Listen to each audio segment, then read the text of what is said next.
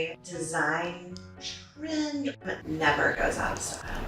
Art, 100%. I think a gallery wall is definitely here to stay. And flowers, they're just really pretty. Okay.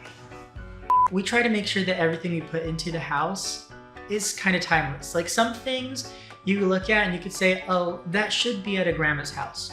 But if you style it in the right way, it can work in a modern home. My favorite design trend is subway tile. It has made such a comeback recently in all different design styles, but I think that a subway tile is timeless. No matter what your style is, it's going to work, and it's also super affordable, and there's nothing better than that.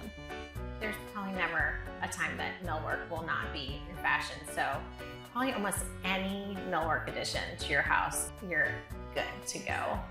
I think plants will never go out of style. I think that adding the pop of green to a space, I think that they're warm and inviting. Also, if you have a home full of real plants, obviously there's so many health benefits to that, but even our fake plants just make the house feel happier. A gallery wall. I am a huge hoarder and collector of art, and it's really the only way to make it all fit in one space.